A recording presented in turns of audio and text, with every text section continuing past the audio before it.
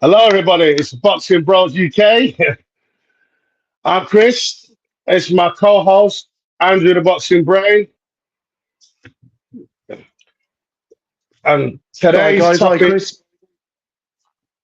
like doing today's topic, is the fight review of Boots Ennis versus David Avanesian, and obviously we'll talk a little bit about Pistol Pete and Hackett as well. Yeah, So, well, I'll quickly start with the undercard fight, the only one that I'm going to mention. All the rest of them just all shit and it's not really worth it watching unless obviously you're from America. I don't really care for it. But mm, so Pistol Pete Dobson, like he's a wily old fox. He had a full camp and he's got a strong ass chin. So basically Hackett came out firing on all cylinders. Dobson was like counter punching him, old manning him in there. Then carry on doing the same when he was getting into the fight, he's nicking around here and there. Hurting who like just really just counter. And then Haskett, he made some adjustments. He realised this guy's he's not going nowhere. Literally, he was banging that guy on the chin, flush with everything he got for a few rounds, like Conor Ben was. He's smashing him on the jaw, smashing him into the body, and mm, he's just a fucking tough guy. You can't put a dent in that guy. So it's just a mm. shame that he's so fucking slow. Like he's got no hand speed. If with that kind of Yeah, punch resistance, if he had a bit of hand speed, he'd be all right. But because he's just so fucking slow, he can't win any fights. Because you can punch with yeah, people, you can time people, and all that kind of stuff. But and he hasn't got any power either.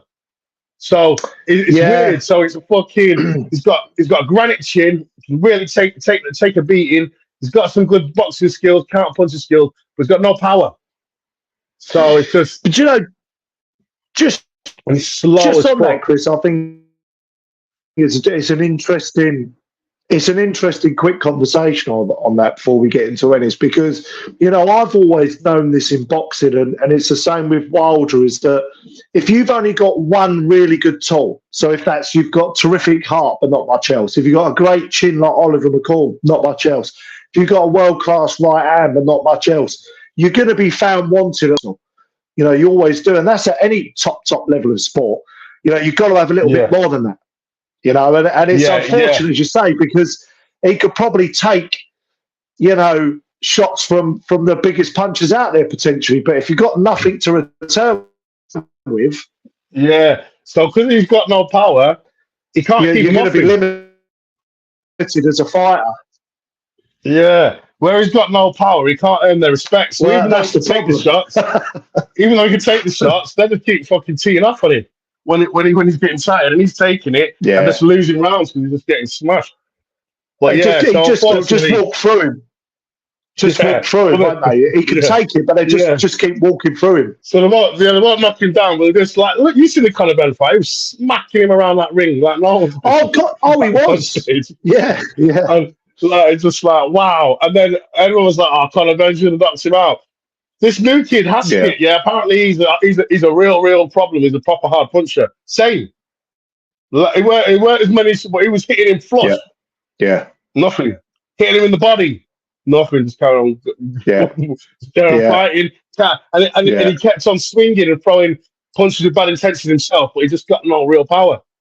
But anyway, yeah, so that's that. It's a shame. I like Pistol Pete Dobson. Shout out to you. Mm. You're a tough guy. But yeah, let's get started. Boots Ennis performance. What do you think? Boat tennis. Well, I think because I was a little bit, I wasn't buying into the hype, Chris, and I think, look, a disclaimer. This needs to be said first of all, and I think in the preview I said Avanese might take him all the way, so I was wrong. Um, this wasn't the I best was right. version of Avanesian. This was Avanesian that was a little bit inactive. There's a little bit aging, not quite what it was maybe a few years ago. And A he took real the fight on warrior, 4 weeks' just want notice, to don't forget. 4 weeks though. So I just want to add that in there just for a bit of context. But I did become a bit of a believer watching that. I watched some extended highlights and then watched it back again. Fast hands. Took some clean shots from Evanescence as well. Took some blows and seems to just not affect him whatsoever. Not Evanescence can punch a bit. Wouldn't say he's the biggest puncher out there at that weight, but he can hit a little bit. He looks a real problem at that weight. 5'10". He looks really big and strong for that weight. And that right hand to the body, he kept going to the body every time, really marking Evanescence up. And I think he just took Evanescence's soul away, Chris, didn't he? Took his soul away. And his corner just said, right, that's it. Enough is enough. Get him out of there. Get him out of there. That's it. They saved him from himself because, firstly, like I say, respect to David Evanescence because he didn't come to lay down. He came to fight. And obviously, he was putting his head on his chest. He was swinging with him. Even did you see him? He caught him with an uppercut. He weren't putting a dent in him, but he was snapping his head back. He was landing. He was working. He was fighting. But what I liked about Boots Ennis is, and I think he was so relaxed. Even when he was getting his head snapped back, he didn't even make. Sometimes he tied him up, but he just thought, all right, you caught me. You caught me. Bang, bang, bang. Have that body shots. He was up, and he was forcing the fight. He wasn't respecting Evanescence's power, and he thought, you can hit me as much as you tag me a few times. I don't care. I'm knocking you out. I'm stopping you. And he was all over him all night, and he was putting him a show for us. All good body punches, uppercuts, slick work, good shot selection. It was a good performance, and he's very, very relaxed. However, he Eddie Hearn's been gassing us all week. He ain't ready for Crawford. He is not beating Terence Crawford right now. Absolutely not. And you can't say he stopped him quicker than Crawford because, like you say, when Crawford fought David Evanescence, this is a David Evanescence who just beat Josh Kelly, full of confidence, been on a winning streak, had a full training camp. Yeah. Quite a few. I mean, it was a few years back. And Terence Crawford, so he's a better fighter. Terence Crawford fought him, stopped him in 6. The Evanescence that Boots Ennis fought, been inactive, not had a fight in a year. And the last fight he had was against a guy who had fucking 50 losses or something stupid like that. Then he takes this fight on 4 weeks' notice. Yeah, I think it was December 2023. It was And he took this fight on 4 weeks' notice. So it was a good comeback fight. Shake the ring rust off. Yeah. But you can't start saying he's ready for Crawford, and you can't use this as a measuring stick to see against Crawford because Crawford. Do you know what fought a better fighter. Interject to the? Do you know what I'd like? What I'd like to see, Chris, has just come to me off the top. I'd like to see actually, and maybe a last little hurrah for Evanescence. I'd quite like to see him fight the winner of Liam Smith and Josh Kelly. And if it's Josh Kelly, I think that might be a nice little rematch. I'm just chucking that out there. I think if Evanescence has a full training camp, from what I've seen, I think he beats Josh Kelly again. Well, we'll see how he goes against Liam Smith because he's a right little goer. I'm telling you that. David Evanescence, I like him, the little Romanian geezer. Yeah, I like Evanescence. I've always been a fan. Yeah, I've always been a fan. I like him. When he beat Josh Kelly, I was like, fucking good for you, son. Good for you. Because he was just workman-like performance, hard work, ground him down, made him quit, made him jack. Yeah. But, so and I think when what he was trying to do against Ennis was he was trying to sort of punch in between Ennis's shots, and he was trying to sort of punch, try and soak up a bit of pressure and then try and throw a few shots. And I think he was just trying, to be fair to him, he did have a go, and he did try to he did try to put a little bit of a dent in him, and he did test him a little bit. And and Ennis passed with flying colours. So fair play to him. Fair play to him. So next for Ennis, they're sort of saying move up to 154.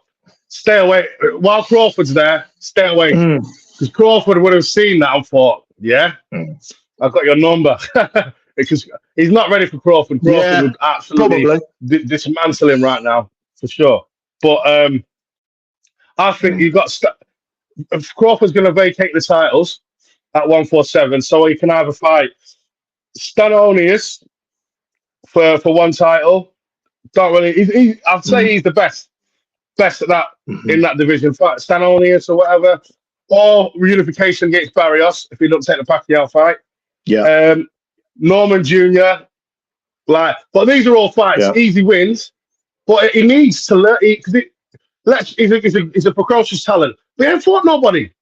You can't just start fighting legends like Crawford when you haven't even had any fucking any tests. No matter how good you think you are or how good you are, you need to go through these fights.